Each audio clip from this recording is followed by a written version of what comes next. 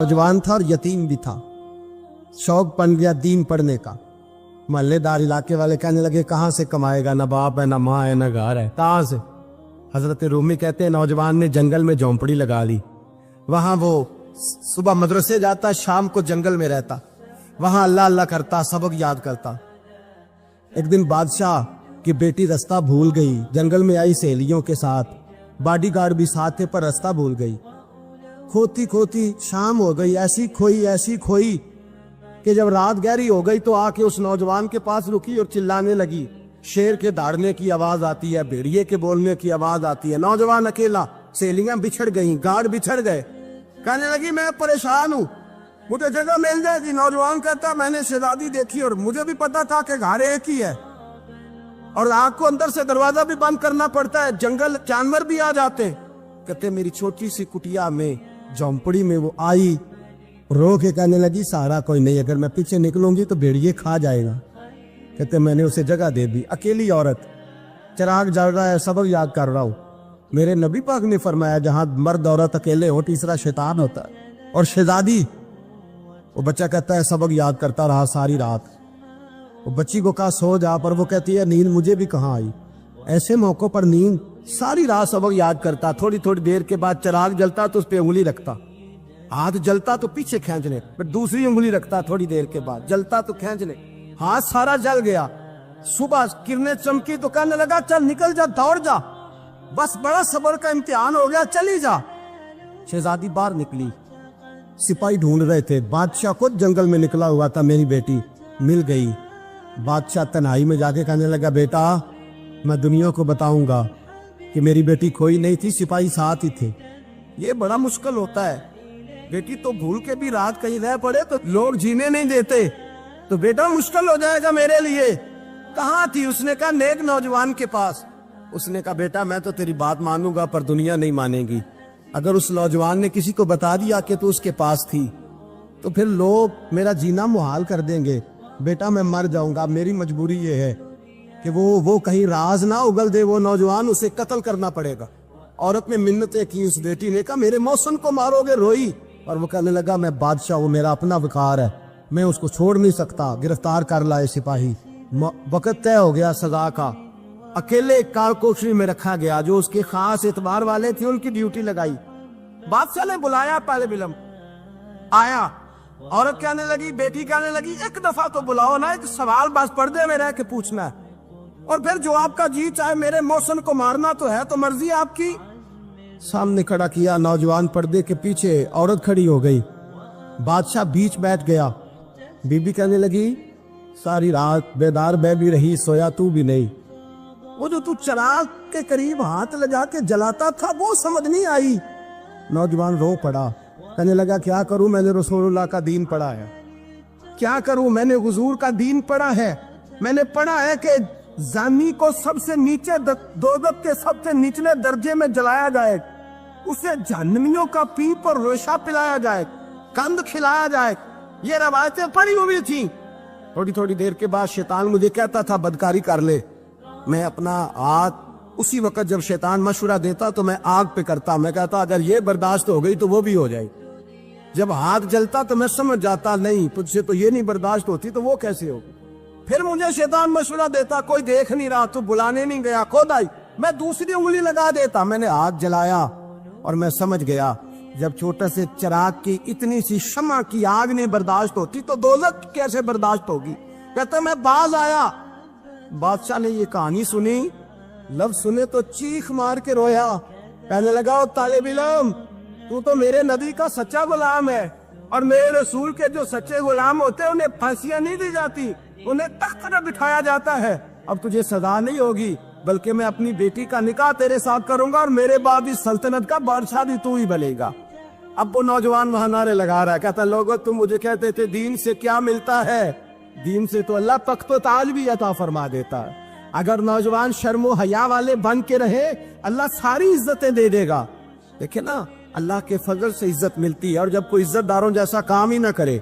एक बात और अर्ज करनी है पर वक्त थोड़ा रह गया। जवानों मैं ना जब कभी परेशान होता हूँ ना तो मैं ये वाली बात खोल के पढ़ता हूँ वाला। ये बात ढारस बनाती है, ढारस तवानाई देती है, पूरा मजमून बांधा है। आला हजरत कहते हैं बेरूपिया था, मदारी, रूप बदल बदल के दिखाया करता था, बादशाहों से इनाम लेता था। एक दिन औरंगजेब आलमगीर के पास आ गया, कहने लगा मैं रूप बदलूंगा, अगर आप पहचान ना सके तो मैं इनाम लूंगा। आपने फरमाया मैं कोई ऐसे वैसा बादशाह नहीं, कहा मुझे धोखा देना मुश्किल है, कहा नहीं मैं रूप बदलूंगा। हजरत औरंगजेब आलमगीर बड़े नेक बादशाह गुजरे, बड़े परहेजगार। वो बेरूपिया कहने लगा मैं रूप बदलूंगा, आप नहीं पहचान सकेंगे। फरमाया चल जितना तेरे अंदर जोर है लगा ले। हजरत ने ऐलान किया कि मैंने फौजी भर्ती कर दे, 2 माह के बाद टेस्ट होगा। वो 2 महीने दौड़ता रहा, रंग रूप बनाता रहा, आया टेस्ट देने, 2-3 सिपाहियों का इम्तिहान लिया, उसकी बारी आई तो 10 रुपए दिए, कहने लगे तेरे आने जाने का किराया मैंने तुझे पहचान लिया है। कुछ दिनों के बाद जाने लगे सफर पर, तो भिखारी आ गए खैरात मांगने। उसने भी सारे मुंह पर स्याही मार ली, कपड़े फाड़ लिए, सर के बाल मुंडा लिए, भवे तक कटा ली, बदरंग होके आया। कासा आगे किया तो हजरत ने 10 रुपए डाले, कहने लगे तेरे आने जाने का किराया मैंने पहचान लिया है।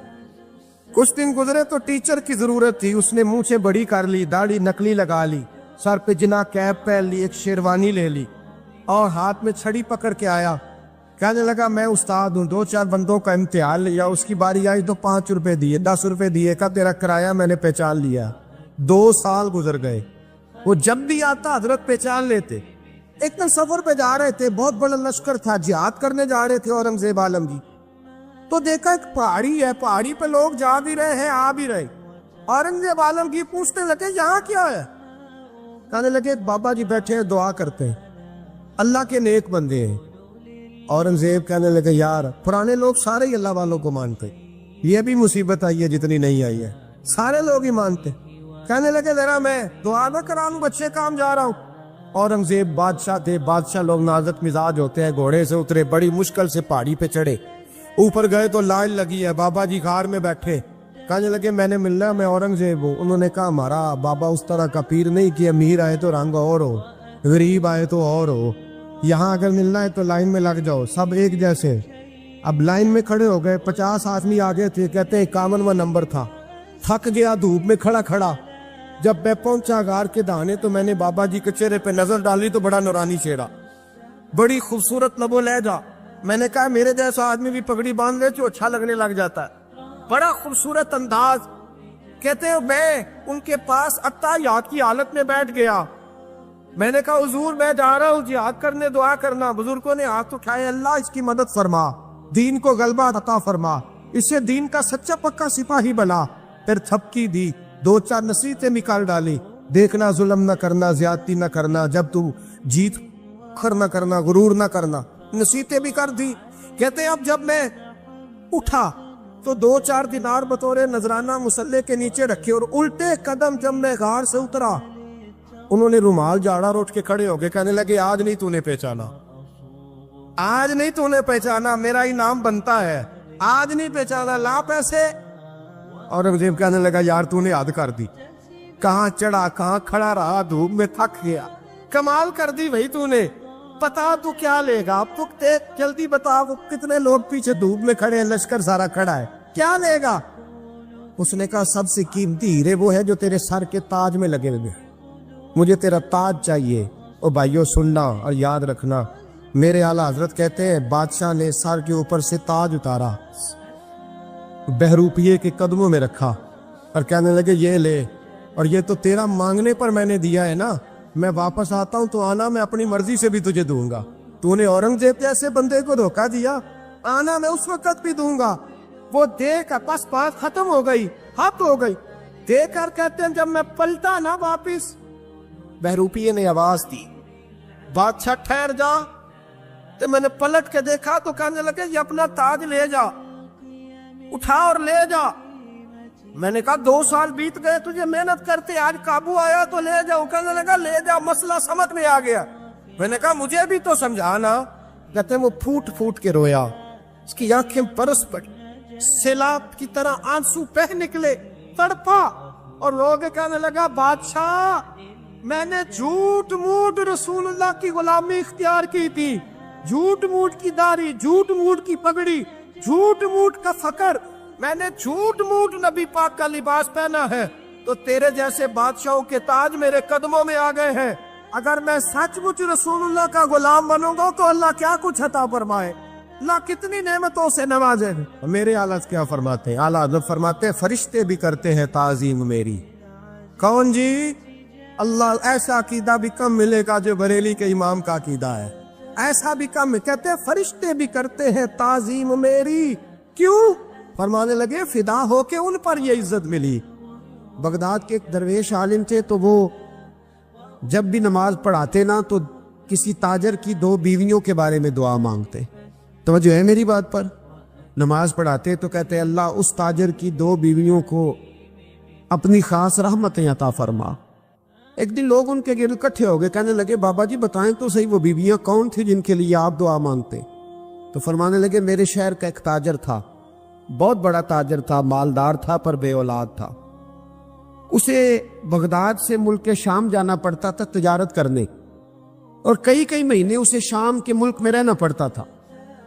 उसने इस तरह किया कि वहां भी एक शादी कर ली। तो जो है ना मेरी बात पर, क्या कर लिया उसने? दूसरी शादी करना मर्द के लिए जायज़ है, तीसरी करना भी, चौथी करना भी भैया के वक्त, मगर अगर इंसाफ कर सके तो। अगर चारों में हम ना आधा मसला सुनते हैं और आधा ही बयान करते हैं, अगर इंसाफ ना कर सके फिर उसके लिए 4 जायज़, फिर वो एक ही रखेगा। तो अजीज दोस्त, दूसरा निकाह कर लिया, शादी हो गई। अब वो वहां कुछ ज्यादा वक्त गुजारने लगा, मालदार आदमी था, बीवी को मकान भी लेके दे दिया। अब वो देर से आता वापिस, और जब आता भी तो उसके वो वाले अंदाज ना होते जो पहले हुआ करते थे। अब बीवी से बड़ा जासूस भी कोई नहीं होता, उसको तो पहले पता चल जाता है कि माजरा क्या है, उसे बड़ी खबर होती है। तो उसने महसूस कर लिया कि बदले बदले से मेरी सरकार नजर आते। वो कहने लगी अब के जब आता जाता है तो इसके हालात कुछ बदले बदले से हैं, माहौल कुछ और है।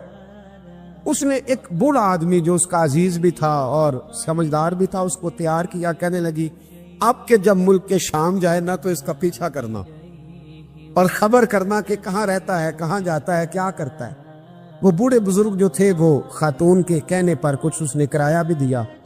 वो उस ताजर के पीछे गए और वापस आके खबर दी। कहने लगे कि ये तो 2-3 साल बीत गए, इसने वहां भी शादी की हुई है, तुझे बताया ही नहीं। बीवी बड़ी समझदार थी, हौसला मंजीरत, उसने शोर नहीं मचाया।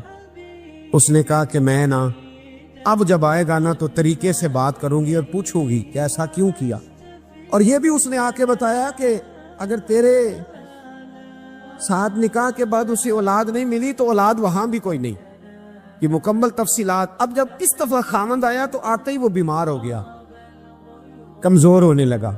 अब खातून ने मुनासिब नहीं समझा कि आते ही धड़ाम से मैं उसके सर पर ये ठोड़ दूं कि तूने निकाह किया हुआ है और मुझे बताया नहीं। वो जरा तसल्ली में रही, कुछ वो बीमार था, हौसला रखा, खिदमत करती रही। कुछ दिन गुजरे तो वो ताजर इंतकाल कर गया, फौत हो गया। अब राज खोल न सका, इद्दत गुजारी, और जब सारा माल जमा किया ना तो अशरफियों की बोरियां भर गई। सारा माल उस बीबी का, 4 बोरियों में अशरफियां, 4। यहां तो पेट का दोज़ख है, माज़ अल्लाह भरता ही नहीं। हाल मिन मजीद, हाल मिन मजीद। वो जो कहते थे ना कि बस बाहर चला जाऊं और बाहर मैं कुछ थोड़े से पैसे कमा के 2-3 साल में लौट आऊंगा, फिर यहाँ आके कोई कारोबार करूंगा, वो गए हैं तो वापिस नहीं आए। वो जो कहते थे ना बस मैंने इतना सा कारोबार करना है कि मकान बन जाए, उन्होंने 4 मकान भी बना लिए हैं, लेकिन ब्रेक हल में मजीद की दौड़ है। अब 4 बोरियां उस औरत ने छुपाए रखी। कोई बंदा नहीं जानता बगदाद में कि मुल्क के शाम में ताजर की दूसरी बीवी भी है। जब वो फारिग हुई तो उसने उस बूढ़े जासूस को फिर बुलाया और 2 बोरियां ऊंट पे रखी, खुद भी साथ बैठी और मुल्क के शाम गई। अल्लाह अकबर। वो बुजुर्ग कहते हैं मैं ऐसे नहीं दुआ करता। उसको जाके कहने लगी मैं अकेली वारिस नहीं हूं, आधे की वारिस तू भी है। मैं अकेली वारिस नहीं, ये तक़सीम विरासत है, आधी की वारिस तू भी है। तो रख अपने पैसे, मुझे पता है उसने निकाह किया था पर मुझे बताया नहीं था, तो रख अपने पैसे, मैं तुझे दे रही हूं, आधे तेरे हैं आधे मेरे हैं। उसने नजर उठाई तो रो पड़ी, कहने लगी नहीं अब ये सारे तेरे ही हैं। اگر تو اللہ سے ڈرتی ہے تو میں بھی رب سے ڈرتی ہوں، اگر تو مصطفیٰ کریم کا کلمہ پڑھتی ہے تو میں بھی اسی نبی کی ماننے والی ہوں۔ کہا بات کیا ہے، میرا کیوں ہے سارا؟ تو وہ خاتون کہنے لگی وہ 2 سال 3 سال سے میرے ساتھ نکاح تھا اور اس نے بتایا تھا مجھے کہ میری بیوی بھی ہے، اور میں غریب تھی تو میرے والدین کو بھی بتایا تھا کہ میری دوسری شادی ہے۔ یہ مکان اس نے مجھے لے کے دیا تھا، میرے تمام اخراجات وہ پورے کرتا تھا، نان و نفقہ کا خیال رکھتا تھا، لیکن اب کہ جب وہ آیا تو وہ بیمار تھا۔ اس نے مجھے بتایا کہ مجھے طبیب نے بتایا ہے کہ میں شدید بیمار ہوں، شاید بچ نہ سکوں۔ تو کہنے لگی وہ مجھے کئی لاکھ روپے بھی دے گیا اور جاتے دفعہ مجھے طلاق بھی دے گیا، فارغ کر گیا۔ کہنے لگا تو جہاں چاہے میرے بعد نکاح کر سکتی ہے، اور کہنے لگا میں چاہتا تھا پہلی بیوی کو بتا دوں، موقع نہیں بنا اور اس کا دل نہ ٹوٹے، بتا نہیں پایا، لہذا وہ مجھے ڈھیر سارے پیسے دے چکا ہے، سارا میرا حصہ مجھے پہلے سے دے چکا ہے۔ میری بہن اب یہ 4 بوریوں میں سے 2 میری نہیں بلکہ 4 کی 4 ہی تیری ہے، تو ہی اس کی حقدار ہے۔ تو بزرگ کہتے ہیں مجھے بتاؤ جن کے اندر اس قسم کے تقوی کی جھلک ہو ان کے لیے ہر نماز کے بعد دعا مانگنی چاہیے کہ نہیں مانگنی چاہیے؟ حضرت عمر کے زمانے میں نا ایک نوجوان تھا، نیک تھا، مسجد جایا کرتا تھا رات کو۔ تو مسجد جا رہا تھا تو رستے میں ایک عورت نے دعوت گناہ دی، ابن عساکر نے اس کو لکھا ہے۔ تو نوجوان تھا، خواہشات تھی، کچھ طبیعت مائل ہو گئی، ابھی ادھر جا ہی رہا تھا کہ کسی نے آیت پڑھ دی والی من خاف مقام ربی جنتان، جو رب کے سامنے کھڑے ہونے سے ڈرے گا اللہ 2 جنتیں دے گا۔ واقعی ڈر گیا، وہ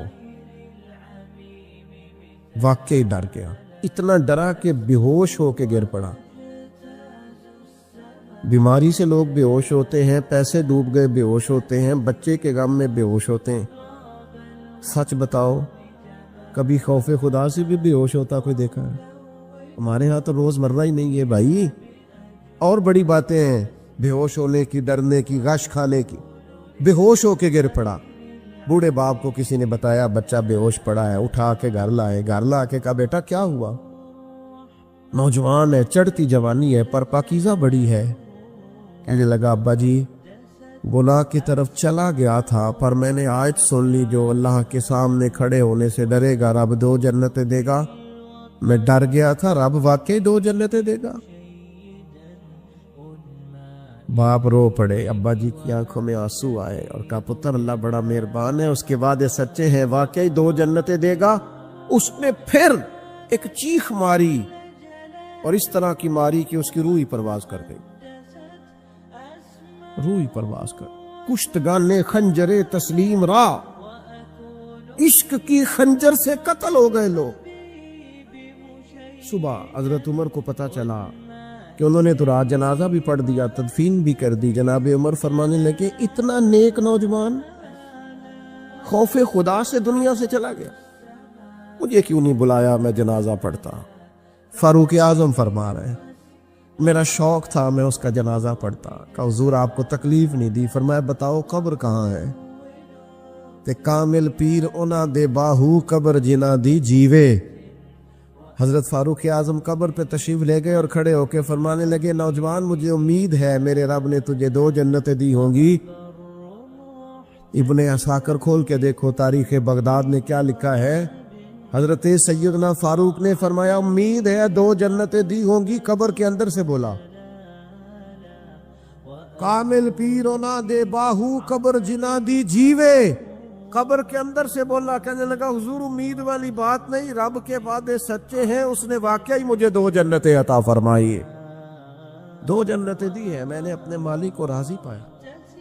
ہمارے صوفیاء تصوف میں ایک جملہ بولتے ہیں کہ تیرا تو فقر فقر بوزر ہے، یعنی جن کو صحیح درویش کہتے ہیں نا، صحیح درویش۔ مولا علی شیر خدا رضی اللہ تعالیٰ عنہ فرمایا کرتے 2 ہی تو بندے ہیں جو رب کے رستے میں کسی شے کی پرواہ نہیں کرتے۔ حضور کون سے؟ فرمایا ابو ذر غفاری ہے اور دوسرے علی المرتضیٰ ہے۔ مولا علی فرمایا کرتے یہ نا مسلمانوں میں سے 4 یا 5ویں مسلمان ہیں، شروع سے ایک سلیم الطبع آدمی، کچھ لوگ طبع بڑے نفیس ہوتے ہیں، طبع نہیں، اللہ کی طرف سے شروع سے ہی ان کا جو قبیلہ تھا بنو غفار وہ رہزنی کرتا تھا، لوگوں کو لوٹ لیتا تھا۔ شروع میں یہ کام کیا، لیکن جب کچھ لوگوں کی چیخیں کانوں میں گئیں تو چھوڑ دیا، فرمایا نہیں یار طبیعت نہیں مانتی۔ اور نبی پاک کا کلمہ پڑھنے سے پہلے ہی بتوں کی پوجا چھوڑ کے رب کی عبادت شروع کر دی۔ لوگ پوچھا کرتے تھے آپ عبادت تو کرتے تھے پر منہ کدھر کرتے تھے؟ فرماتے تھے جدھر وہ کرا لیتا تھا کر لیتے تھے۔ کسی نے انہیں بتایا کہ مکے میں ایک شخص ہیں جنہوں نے اعلان نبوت کیا ہے، آپ کی طرح کی باتیں کرتے ہیں۔ انہوں نے اپنے بھائی کو بھیجا، ان کا نام انیس تھا، پتہ کر کے واپس آئے، بھائی کہنے لگے ابو ذر، ان کا نام جندب ہے، اصل میں ذر ان کے بیٹے کا نام ہے اور کنیت سے زیادہ معروف ہیں، ابو ذر غفاری کہلاتے ہیں۔ فرماتے ہیں کہ بھائی نے آ کے بتایا کہ وہ نیکی کا حکم دیتے ہیں، برے کاموں سے منع کرتے ہیں، صلہ رحمی کا پیغام دیتے ہیں، لیکن لوگ سارے مخالف ہیں۔ یہ چیز بھی بڑی کاؤنٹ ہوتی ہے، اسے نہ کاؤنٹ کیا کریں۔ لوگوں کی ترجیحات بدلتی ہیں، صبح کچھ، دوپہر کچھ، شام کچھ، اسے نہ کاؤنٹ کریں۔ انہوں نے اس بات کو کاؤنٹ کر کے بتایا کہ لوگ ان کے جو ہیں نا وہ مخالف ہیں سارے۔ تو حضرت ابو ذر غفاری کہنے لگے مجھے تسلی نہیں ہوئی، میں خود جا کے پتہ کروں گا۔ کہتے ہیں مکہ شریف آیا تو کسی ایسے آدمی سے پوچھ بیٹھا، میں تو کچھ اور سمجھا تھا، وہ کچھ اور نکلا۔ مکے والوں نے بڑا مارا۔ مکے پہنچ کے پہلی جو چیز ملی وہ مار کھانے کی تھی۔ اب میں ڈرتے کسی سے پوچھتا ہی نہ، بھوک بھی بڑی تھی، رہنے کو جگہ نہیں تھی، حرم شریف میں لیٹا رہتا تھا۔ میرے نصیب دیکھو، مجھے ایک شخص نے آ کے ہلایا، کہنے لگے اگر مناسب سمجھے تو میں آپ کو دیکھ رہا ہوں کافی دیر سے، آپ کوئی پردیسی ہیں، آپ کا اپنا مہمان نہ بنا لوں؟ تو میں نے کہا آپ کا کیا نام ہے؟ کہنے لگے میرا نام ہے علی ابن ابی طالب۔ کہتے ہیں مولا کائنات گھر لے گئے، کھانا بھی کھلایا، جگہ بھی دی، سونے کو خدمت بھی کی، لیکن چونکہ میں تو پہلے ایک سے پوچھ کے مار کھا بیٹھا تھا، میں نے پوچھا نہیں میں کدھر آیا ہوں۔ رات رہے، اگلی رات بھی رہے، لیکن میں نے بتایا نہیں میں کس کام آیا ہوں۔ حضرت ابو ذر غفاری رضی اللہ تعالیٰ عنہ کہتے ہیں خود ہی مولا علی نے پوچھا بتا سکتے ہو کیسے آئے ہو؟ میں نے کہا راز رکھ لو گے؟ فرمایا بڑا کشادہ سینہ دیا رب نے مجھے۔ تو بات تو کہنے لگے یار میں تو محمد مصطفیٰ کی زیارت کرنے آیا صلی اللہ تعالی علیہ وسلم۔ یہ بے نیاز لوگوں میں سے ہیں حضرت سیدنا ابو ذر غفاری۔ میں حضور کی زیارت کے لیے ہوں۔ حضرت علی کہنے لگے سویرے لے چلوں گا۔ انسان بزدل نہیں ہوتا، ہر انسان بزدل نہیں ہوتا، اور بلا وجہ ٹکراؤ کی پالیسی بنا لینا یہ بھی سیانے لوگوں کا کام نہیں۔ حکمت کے تقاضوں کے مطابق چلنا یہ بھی دلیر لوگوں کا ہی کام ہوتا ہے۔ حضرت مولا علی کہنے لگے صبح لے کے چلوں گا پر حالات ٹھیک نہیں، شرارتی لوگ ہر جگہ ہوتے ہیں، اگر کوئی شرارتیوں کا ٹولہ ملا نا جو کھڑا ہوگا جاسوسی کرنے کے لیے کہ حضور کی طرف کون کون جا رہا ہے، تو میں نیچے جھکوں گا جوتے کا تسمہ ٹھیک کرنے کے لیے، لیکن آپ نے نہیں کھڑے ہونا، آپ نے چلتے رہنا ہے تاکہ کسی کو شک نہ ہو۔ کہتے ہیں اس ترتیب سے حضرت علی مجھے لے کے گئے، میں حضور کی بارگاہ میں پہنچا۔ مولا علی کہتے ہیں بڑے بڑے لوگ سوال کرتے تھے پر یہ شروع سے سلیم الطبع تھے، مجھے کہہ لینے دینا، انہوں نے ماننا ہوتا ہے وہ لمبے سوال کرتے ہی نہیں، مان جو لیا تو لمبے سوالوں کی ضرورت ہی کوئی نہیں۔ کہتے ہیں لوگ بڑے بڑے سوال کرتے تھے پر ابو ذر نے 2-3 باتیں پوچھی اور آگے جا کے کہنے لگے حضور ہاتھ بڑھائیں مجھے کلمہ پڑھائیں۔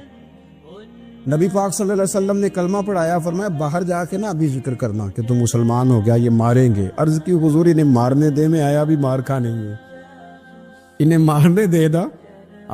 پڑا فلک کو کبھی دل جلوں سے کام نہیں، دار دل بھی نے کہا تھا پڑا فلک کو کبھی دل جلوں سے کام نہیں، اور جلا کے راکھ نہ کر دوں تو داغ نام نہیں۔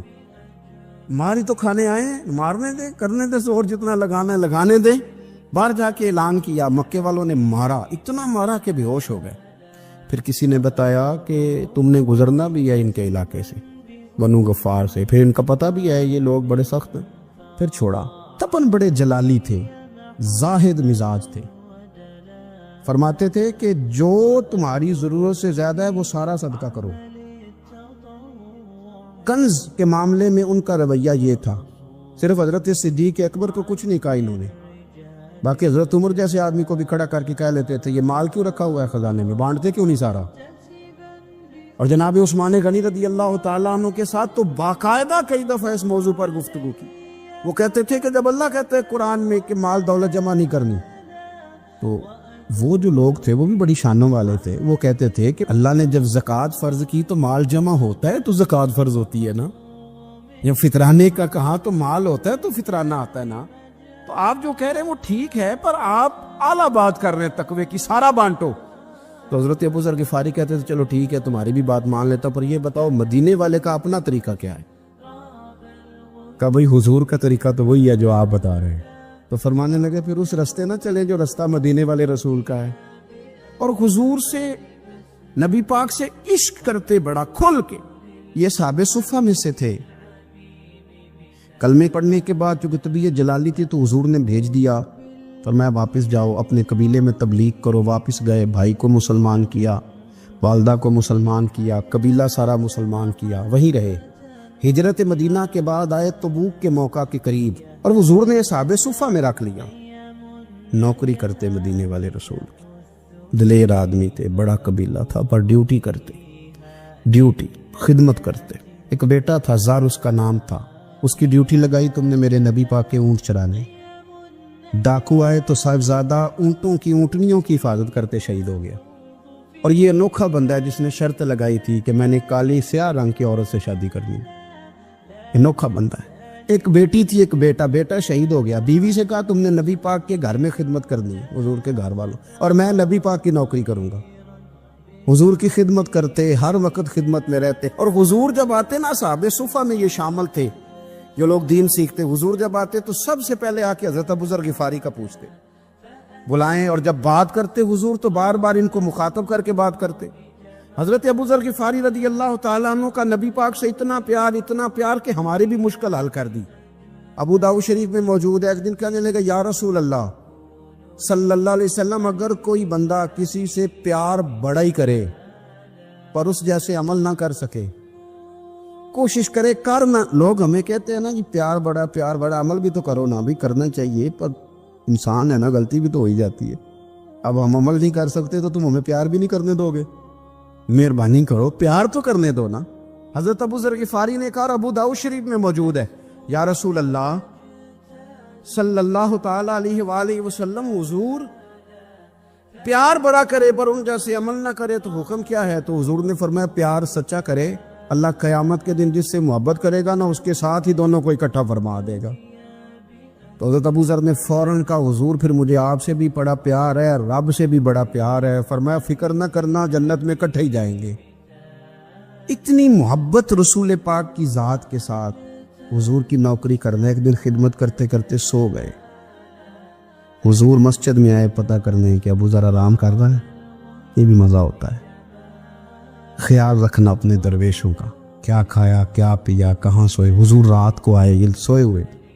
فرماتے ہیں حضور نے میرا انگوٹھا ہلایا، میں اٹھ کے بیٹھ گیا، حضور بھی میرے پاس بیٹھ گئے. اور میں ابو ذر بڑا پیار کرتے ہو، سونے آپ کو پتہ ہی ہے.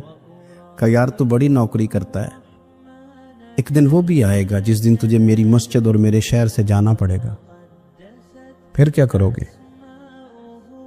تو عرض کی حضور کسی کی طاقت ہے مجھے آپ کے شہر سے نکالے؟ میں تلوار نکال لوں گا. نبی پاک نے فرمایا تلوار نہ نکالنا، جہاں تمہیں بھیجا جائے چپ کر کے چلے جانا. حضور کب تک؟ فرمایا جب تک اللہ تیری اور میری ملاقات نہیں کرا دیتا، یعنی وصال تک. یہ واحد شخص ہے کہ حضور کے وصال ظاہری کا وقت آ گیا تو فرمایا کوئی میرے ابو ذر کو بلاؤ. جب یہ آئے تو حضور لیٹے ہوئے تھے، یہ جھکے نبی پاک کی طرف، حضور میں حاضر ہو تو حضور نے پکڑ کے سینے کے ساتھ لگا لی.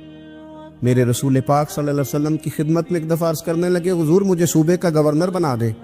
تو نبی پاک نے فرمایا ابو ذر میں عہدے پسند نہیں کرتا، تو تمہیں بھی میں کہتا ہوں عہدہ نہ لینا، تمہیں بھی کہتا ہوں عہدہ نہ لینا. فرمایا ابو ذر میں جو چیز اپنے لیے پسند کروں گا تمہیں بھی اسی کا مشورہ دوں گا. تم بندے اچھے ہو پر یہ کام تمہارے بس کا نہیں ہے. بڑے زاہد آدمی. میرے رسول کریم صلی اللہ تعالی علیہ وآلہ وسلم نے ان کے بارے میں فرمایا جس طرح نبیوں میں حضرت عیسیٰ علیہ السلام ہوئے. حضرت عیسیٰ دیکھیں نا، انبیاء میں اللہ تعالیٰ نے ہر قسم کی عظمت نبیوں کو دی. جناب سلیمان علیہ السلام کا تو تخت بھی ہوا میں اڑتا تھا، جن تک تابع دار تھے. اور نبیوں میں حضرت عیسیٰ بھی ہیں جن کے پاس گھر بھی کوئی نہیں، شادی بھی کوئی نہیں کی، اینٹ سرانے رکھ کے تکیہ بناتے. ایک ان کے پاس کنگھی تھی اور ایک پیالہ تھا. دیکھیں جو بندہ نیک ہو نا وہ بھی نیک ہیں, اللہ کے نبی ہیں.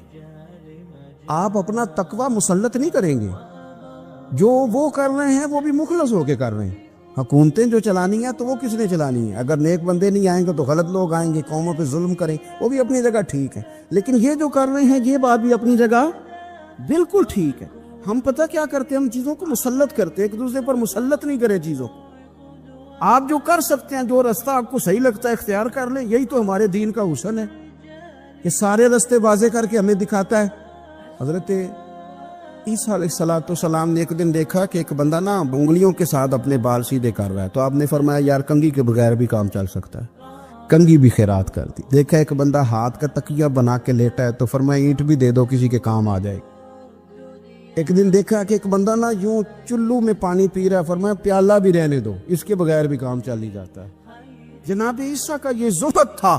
میرے نبی پاک علیہ السلام نے فرمایا جس نے جناب عیسیٰ کا زہد دیکھنا ہو وہ میرے ابو ذر غفاری کو دیکھے. ان کو دیکھے, یہ دنیا میں جناب عیسیٰ کے زہد کے مطابق چلتے پھرتے ہیں. ساری زندگی دولت کو, مال کو پسند نہیں کیا. جہاں رہتے تھے ایک گورنر صاحب نے 300 دینار تحفے میں بھیجے. تو ایک ہوتا ہے نا بندہ کہتا ہے نہیں نہیں ضرورت نہیں. اور حضور سید عالم صلی اللہ علیہ وسلم نے حضرت عمر سے فرمایا تھا جو خود بخود آ جائے وہ قبول کر لو اللہ کی طرف سے. لیکن ان کا رنگ فقیری والا تھا اور تھوڑا انوکھا تھا. 300 دینار آئے تو فرمانے لگے اسے جا کے کہو تمہیں کوئی اور بندہ نہیں ملا دھوکہ دینے کے لیے, میرے گھر ہی مال بھیج دیا ہے. فرمانے لگے میرے پاس گدھا ہے سواری کرنے کے لیے, میرے پاس بکریاں ہیں دودھ پینے کے لیے, میرے پاس ایک چادر اضافی ہے سامان میں سے, میں تو ڈرتا ہوں کہ رب کہیں اس چادر کے بارے میں سوال نہ پوچھ لے, اور تم ہو کہ میرے پاس یہ لے کے آئے ہو. حضرت عثمان غنی کے پاس جا کے کہا کرتے کتنا لوگوں کے پاس پیسہ آ گیا ہے, ہر بندے کے گھر میں مال ہے, یہ کیا ہو رہا ہے, لوگوں سے کہیں خرچ کریں غریبوں پہ. عثمان غنی فرمانے لگے تمہیں تو خوش ہونا چاہیے کہ میرے دور میں لوگ خوشحال ہو گئے.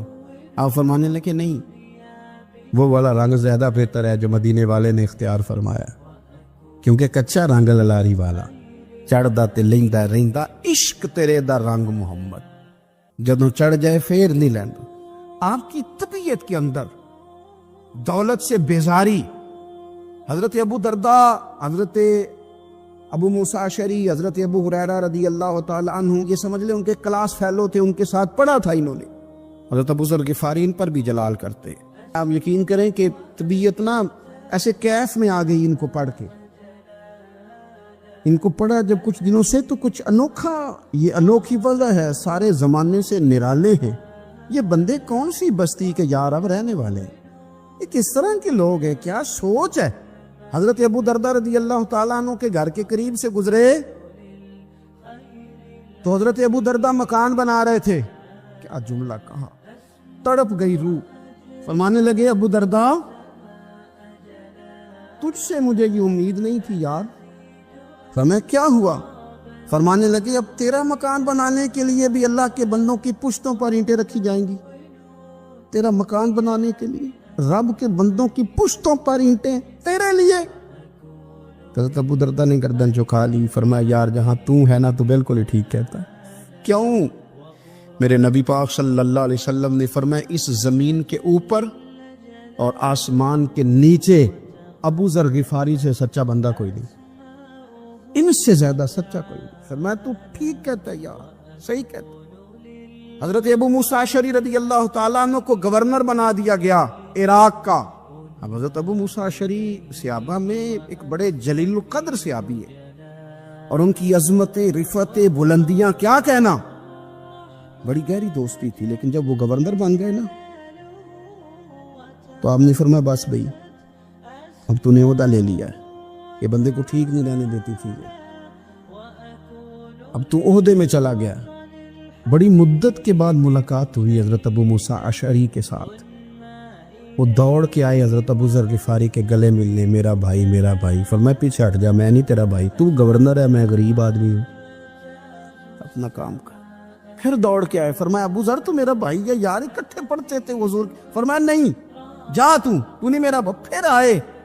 جانتے تھے نا یہ سچا بندہ ہے, یہ سچا بندہ ہے, یہ تقریروں والا نہیں, صرف وعظوں والا نہیں, اس کے اندر بھی بڑی سچائی ہے. صدق اللہ العظیم.